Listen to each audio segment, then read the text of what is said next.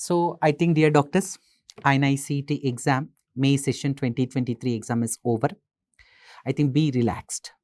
Now, I'm going to discuss recall session of obstetric part. Recall session of obstetric part. I collected around 6 to 7 questions from obstetrics. Now, this time from obstetrics, they asked questions from miscellaneous topics, 1 or 2 miscellaneous topics. Understood? No? See, out of 6 to 7 questions, 2 questions are repeat questions. 2 to 3 questions are repeat questions. Understood? Now, this time in obstetrics,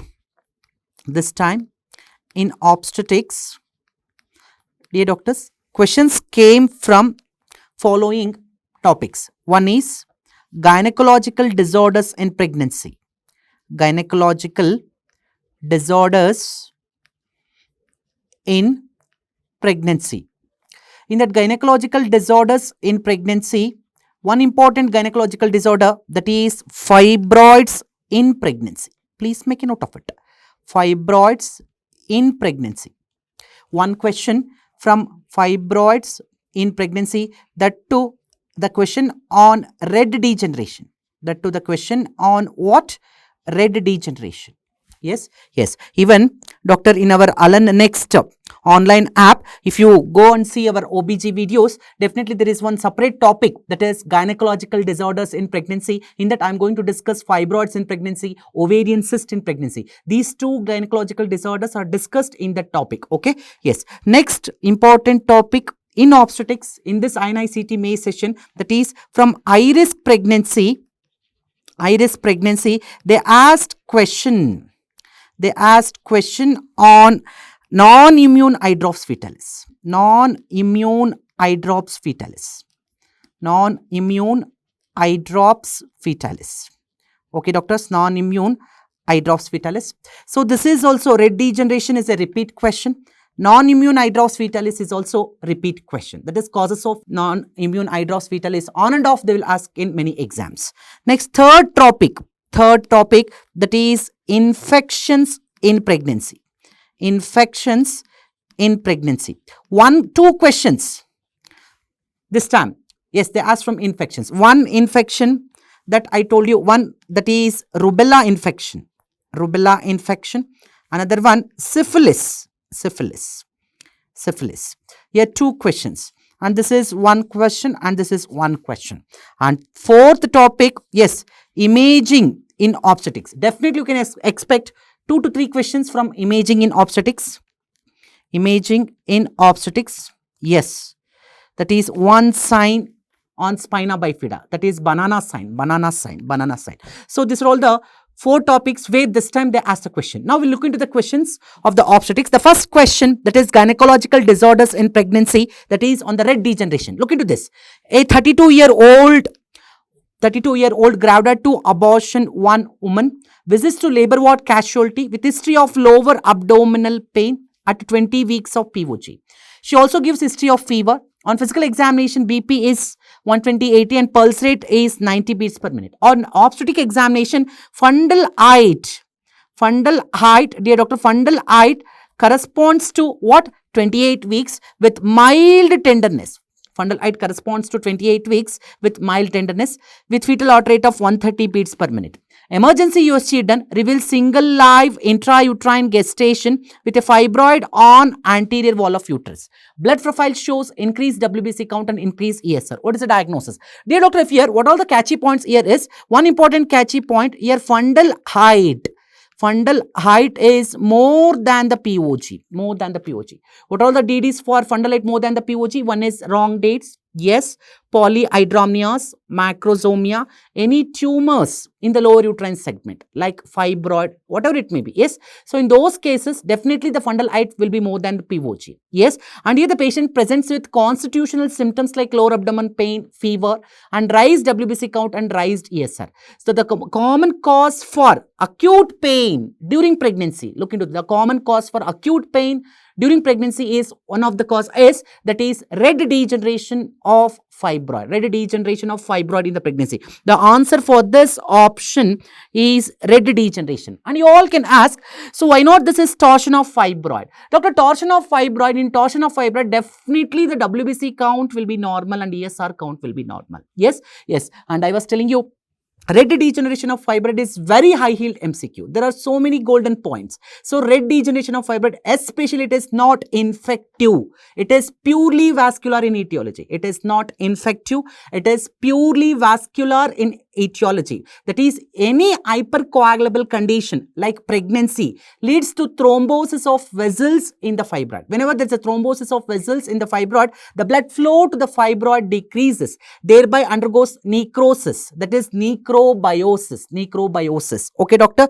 So, these are all the few golden points. Doctor, this red degeneration, that is, it is also called as corneous degeneration. It is also called as corneous degeneration, which is usually seen in second half of pregnancy. Second half of pregnancy, like late second trimester or third trimester. And I was telling any hypercoagulable condition, yes, causes thrombosis of vessels in the fibroid, which leads to decreased blood flow to the fibroid.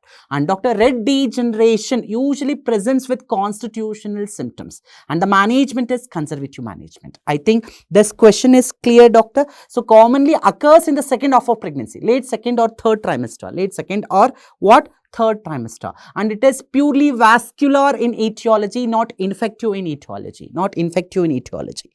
Okay, yes. So conservative management, analgesics and hydration. Now come to this question: what is responsible for fetal heart rate acceleration? It's a simple question if you use a common sense. Okay, so what is responsible for fetal heart rate acceleration? What is definition for acceleration, dear doctor? What is definition for acceleration? It is nothing but rise in fetal heart rate. Rise in fetal heart rate above baseline. Please make a note of it. Rise in fetal heart rate above baseline of how many beats, doctor? More than or equal to 15 beats per minute, lasting for more than or equal to 15 seconds. This is a characteristic definition for what? Acceleration. Yes. Please make a note of it. Rise in fetal heart rate of about more than or equal to 15 beats per minute, lasting for more than or equal to 15 seconds. If you imagine, doctor, so this is the baseline fetal heart rate like this. This is the baseline fetal heart rate. If there is sudden rise, sudden peak, so this is called as what? Acceleration. So what should be the rise? It should be more than or equal to 15 beats per minute, lasting for more than or equal to 15 seconds. And doctor, this acceleration is always due to integration between autonomic nervous system and central nervous system. You got the point, doctor? It is due to autonomic nervous function. Yes, it is due to autonomic nervous system. It is an integration between the autonomic nervous system and central nervous system. And you all know, whenever the stimulation of baroreceptors occurs, definitely the fetal heart rate will decrease. Whenever there is a stimulation, whether it is a carotid baroreceptors or aortic baroreceptors, definitely there is parasympathetic stimulation which leads to decreased fetal heart rate. Definitely this won't be the choice. And humoral factors like anti-atrial natriuretic peptide, definitely is also not the choice. So acceleration is due to integration between the autonomic nervous system and central nervous system. Is it clear? I think this question is clear. And whenever accelerations are present, definitely it is healthy fetus.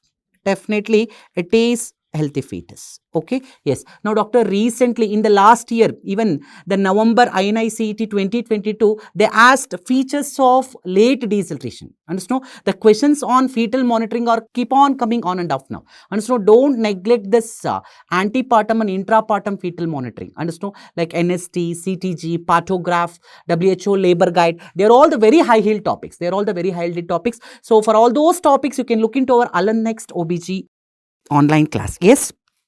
Yes. Now come to the another important high-risk pregnancy question, that is causes of non-immune hydrops fetalis. Definitely one question you can expect from hydrops fetalis, whether it is a immune hydrops or non-immune hydrops. Doctor, you all know it's a direct question. Direct question. ABO incompatibility. Definitely it is immune eye drops. Immune eye drops fetalis. Please make a note of it.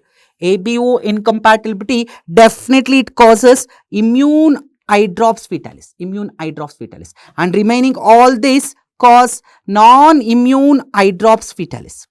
Non-immune eye drops fetalis.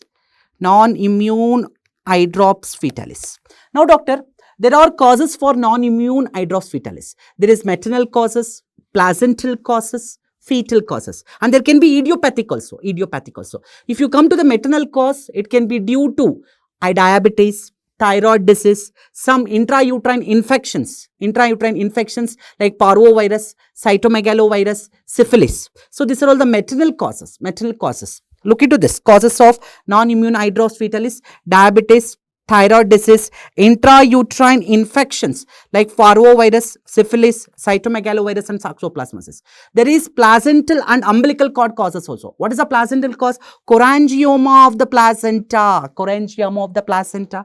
Any umbilical cord cyst or umbilical cord torsion or umbilical cord vein thrombosis. So these are all the causes, that is umbilical cord causes and placental causes for non-immune eye drops fetalis. And now come to fetal causes. Now in fetal causes, there will be hematological cause which leading to what? Non-immune eye drops, cardiac cause, thoracic cause, skeletal cause and metabolic cause under the fetal cause. Look into this. There is a big list for fetus to cause non-immune eye drops fetalis. There is a big list to cause what? Non-immune eye drops fetalis for the fetus. Now look into what is a big list. This is a big list. Hematological cause like thalassemia, sickle cell anemia, glucose 6-PD deficiency. Now chromosomal. So like trisomy 21, 18, 13, 15, 16. Trisomy. So 21, 18, 13, 15, 16. Even Turner syndrome, triploidy and what? Tetraploidy. Cardiac causes like septal defects and canal defects, Epstein anomaly, truncus arteriosus. These are the cardiac causes. Thoracic causes. So diaphragmatic hernia or bronchopulmonary sequestration. Bronchopulmonary sequestration. And metabolic causes like sphingolipidosis or mucopolysaccharidosis. Mucopolysaccharidosis. And skeletal causes like achondroplasia, thanatophoric dwarfism. Understand? So there are other causes like GIT disorders, CNS disorders and genitourinary anomalies. So there is a big list of fetal causes of non-immune eye drops fetalis. As a NEET PG aspirant, you should know this list of causes of non-immune eye drops fetalis. So they can ask any question. Understood? So either in eye drops, they can ask concentrate on immune eye drops or non-immune eye drops. Now come back to this question. You all know ABO incompatibility, it is immune eye drops. Immune eye drops. And remaining all are what, doctor? Definitely it is non-immune eye drops. So all of the following are causes of non-immune eye drops fetalis except is answer is ABO incompatibility. ABO incompatibility. Yes, yes. Now come to this question, that is infection in pregnancy. So which has got least perinatal transmission? Which has got least perinatal transmission? So the choices are herpes simplex virus, cytomegalovirus, rubella, hepatitis B. Now doctor, I will rule out one by one. Now doctor, if you come to rubella, so more than 90% of rubella infection occurs before 11 weeks. Before 11 weeks. Look into this.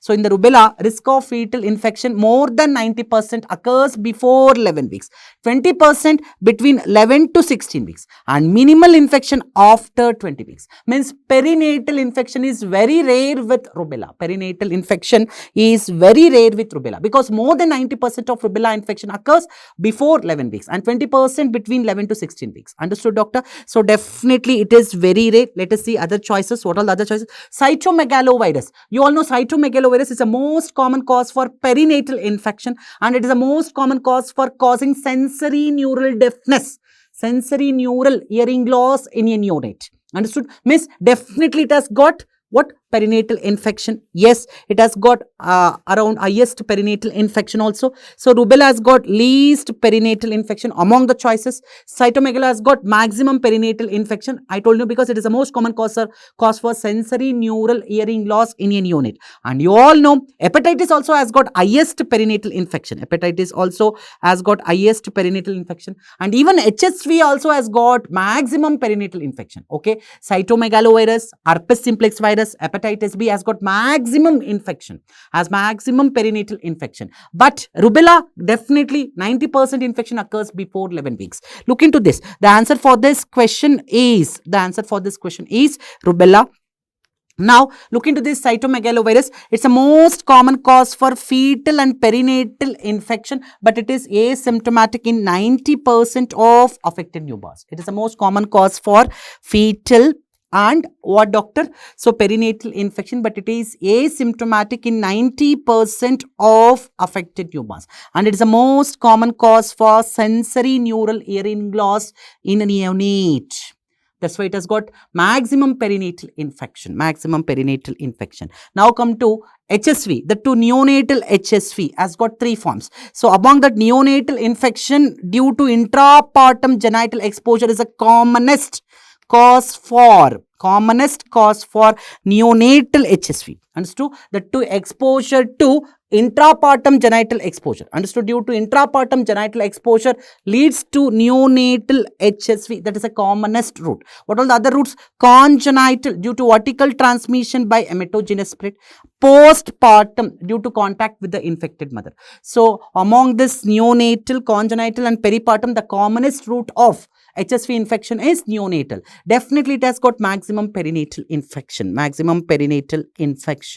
So I think this question is what? Yes, rubella, 90% infection occurs before 11 weeks. Okay, doctor, now look into this question. So a 32-year-old woman visits to OPD with history of painless ulcers on the vulva.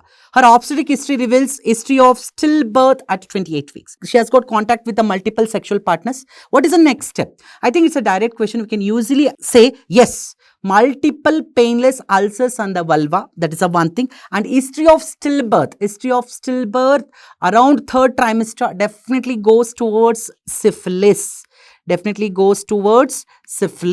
So for syphilis, what you are going to do, doctor? It is VDRL testing.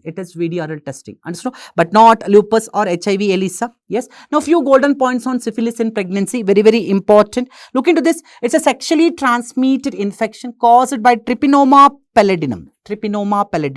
It was one of the important cause of fetal death and congenital infection. So understood, doctor? So syphilis is a sexually transmitting disease caused by Trypanosoma pallidum. So Trypanosoma pallidum, it was an important cause of fetal death and congenital infection. Look into this golden line. Today, the prevalence has fallen remarkably. Due to routine antenatal screening. That's why all pregnant mothers, all ANC mothers will be screened for syphilis with VDRL. That's why there is a dramatic fall in prevalence of syphilis. And whenever women has got predisposed to syphilis, definitely they got history of abortions. That too, I told you, they got one law. The congenital syphilis follows one law. What is that law called as? It is Kasowitz law.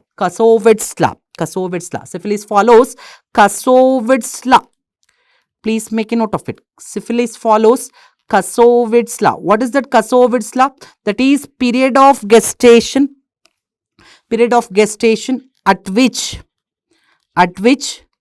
pregnancy loss.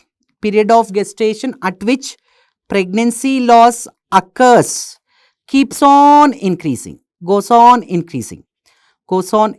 Miss, look into this.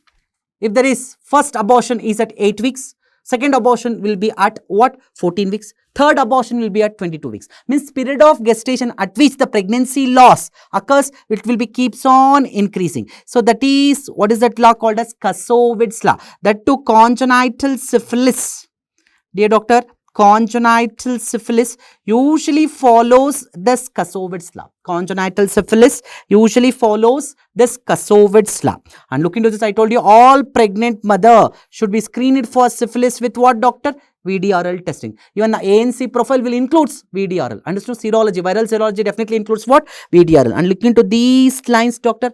Trypanosoma, very, very important MCQ line. Please make a note of it. Very, very important MCQ line. So, trypanosoma enters the fetal circulation after 20th week. So, trypanosoma enters the fetal circulation after 20th week. That is, once the cytotrophoblast layer cytotrophoblast layer in the villi disappears. Once the cytotrophoblast layer in the villi disappears, then only the trypanoma enters into the circulation. That is usually after what? After 20th week. That's why fetal infection is very unlikely before 20th week. Fetal infection is very unlikely before 20th week. And perinatal effects are maximal with primary and secondary syphilis. Perinatal effects are maximal with primary and secondary syphilis. And one of the take-home message is congenital syphilis follows Kasowitz law. Kasowitz law. Okay. Yes.